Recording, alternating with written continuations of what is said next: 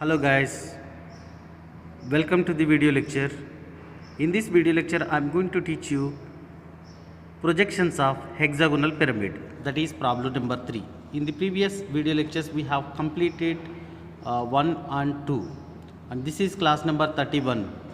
So we can see the problem.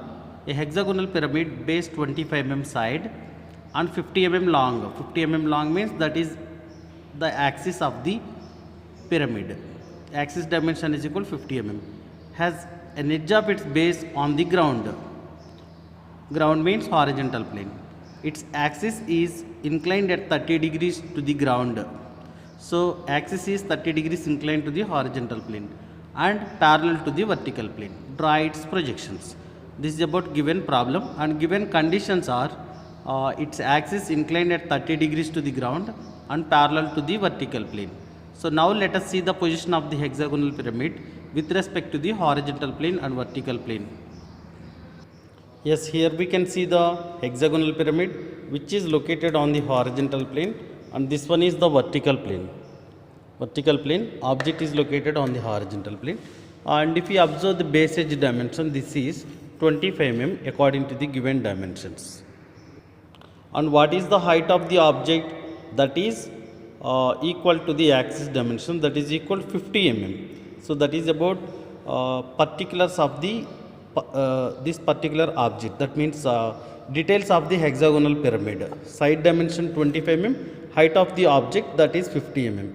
And next, if we coming to the next condition, one of the base edges, this one is hexagonal pyramid, so it is having 6 base edges. Here we can see the base edges. So object is touching with the horizontal plane such that one of the base edges is located on the horizontal plane. So we can see this one, only one edge is touching with the horizontal plane. And if we observe the axis, axis means it is an imaginary line which connects apex and center of the base. So that line, that imaginary line is 45 degrees inclined to the horizontal plane. So this is the actual position. So in this position we are not able to see the true shape of the base. Similarly, in the top view also we are not able to see the true shape of the hexagon, so that we can remove the inclination with that particular plane and make it perpendicular to the horizontal plane, so that in the top view we will be getting the true shape of the hexagon. This is the actual position. We are not able to getting the true shape, so that is why we can remove the inclination with horizontal plane and make it perpendicular to the horizontal plane, axis perpendicular to the horizontal plane, so that we are able to see the true shape of the base in the top view. So that in the top view we will be getting hexagon. Similarly, we can see the slant edges also. This is slant edge, this one is another slant edge, another slant edge. Totally 6 slant edges are visible in the top view. We have to show hexagon, similarly slant edges in the top view. So remember this point. And we are getting the true shape in the top view, that means that one can comes below the horizontal plane. So I am going to construct this one below the reference line. And one more thing, while we are constructing hexagon, we have to keep 2 edges vertically, that means perpendicular to the reference line. After removing the inclination, we got the 2 lines perpendicular to the reference line. So in this way we can construct the top view according to the simple position of the object.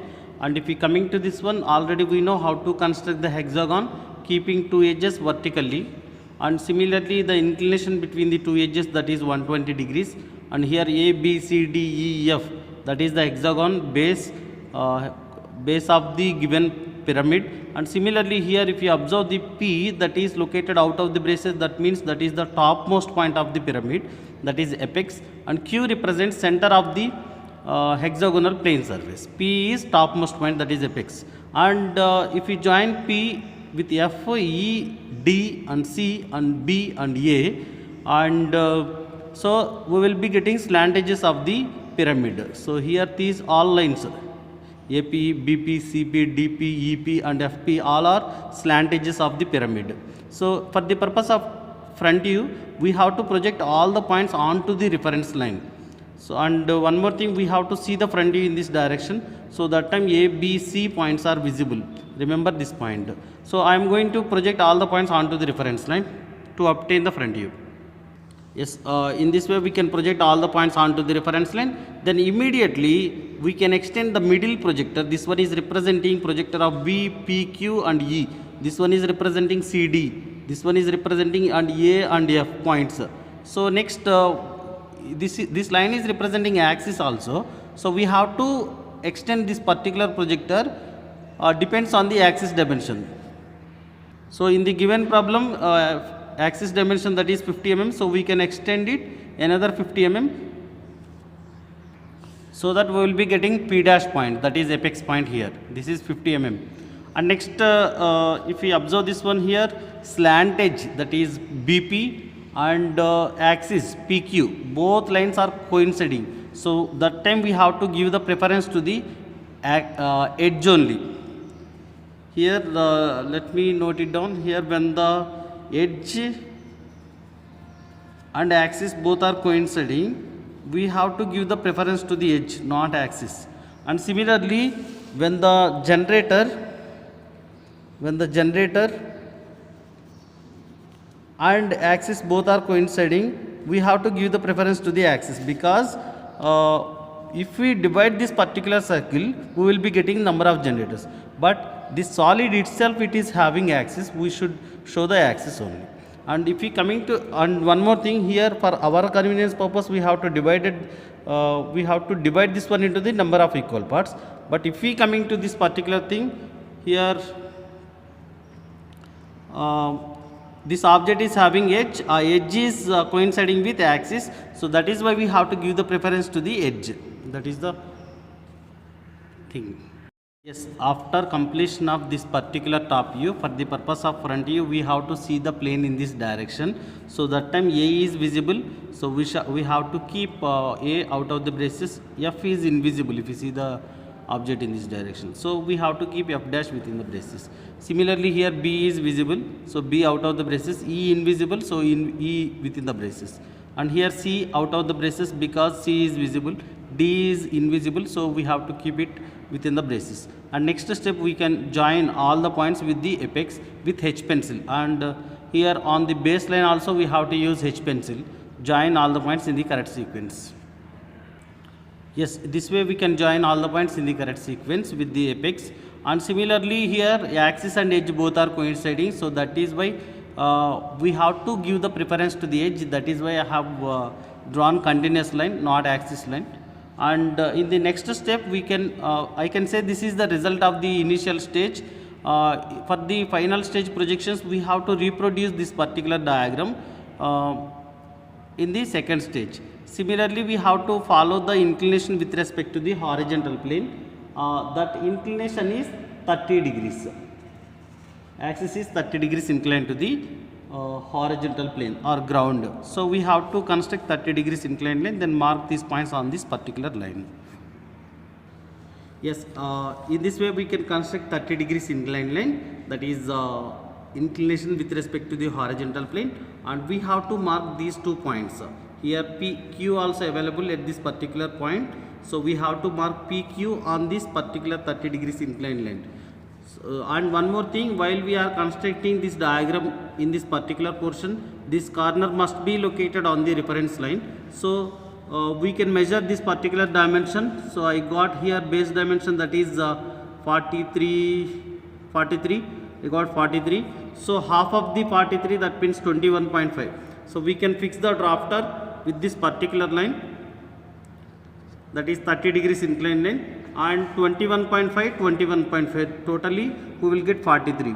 So here this is 43, and we can see where it is touching with the reference line. Yes, here 43 is touching with the reference line at this particular portion. Yes, at this particular portion 43 is coinciding. So here I can construct the line, this one with HB pencil, because this is the final stage projections. So in this way we can construct the baseline, this baseline, transferring the baseline onto this particular portion. Similarly, here we can mark points. This is BE, AF and CD. Yes, in this way we can mark the points. We can transfer all the points from this particular portion to this particular portion. Similarly, we can mark P dash, the gap between the P dash to Q dash, that is 50 mm. So here we can mark P dash with 50 mm gap. And next we can join all the points with the P dash with HB pencil. In this way we can join all the points in the correct sequence with HB pencil, and front view is over, final front view is over, and next for the purpose of final top view we have to project all the points downwards. So let us see how to project these points downwards. This is the projector of AF, projector of BE, and similarly Q also is there, and this is the projector of CD, and this one is the projector of P dash. And we can draw the locus lines from the first front view, and we have to set the drafter with the reference line for the purpose of constructing the locus lines. E projector line intersecting E locus line intersecting the projector of E. Similarly, here we can construct the locus lines from FD,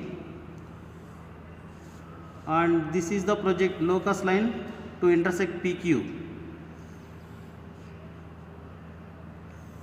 Yes, we can mark the intersection points. E locus, E projector. Similarly, here F locus, F projector, intersection point. So this is F1, and here this point is E1, and this particular point is A1. A locus, A projector. B locus, B projector, B1. C locus, C projector, intersection point C1, and here D locus, D projector line, that is D1. And here we will be getting P1, P locus, P projector, and similarly here we have Q locus line, Q projector line, that is Q1. Next step, we have to join the points, visible points with HB continuous lines, and invisible points by means of dotted line we have to join. So let us see how to find out the visible and invisible points. So for the purpose of top view we have to see the object in this direction, so that time we have to find out which point is most invisible point.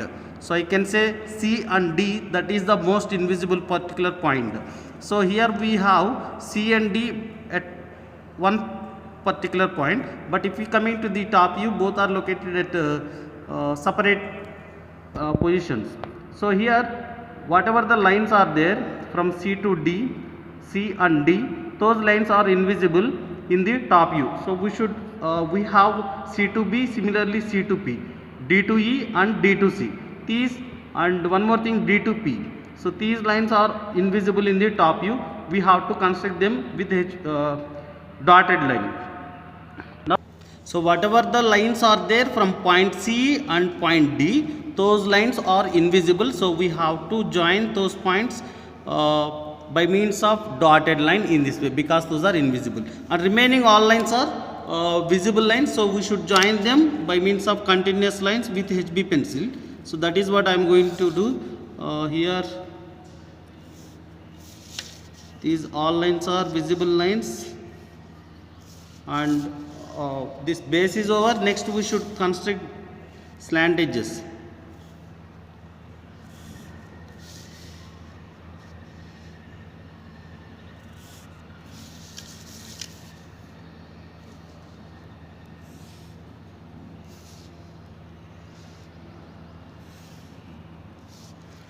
Yes, this is about projection of hexagonal pyramid, that is related to the top view, and we have to show the axis line.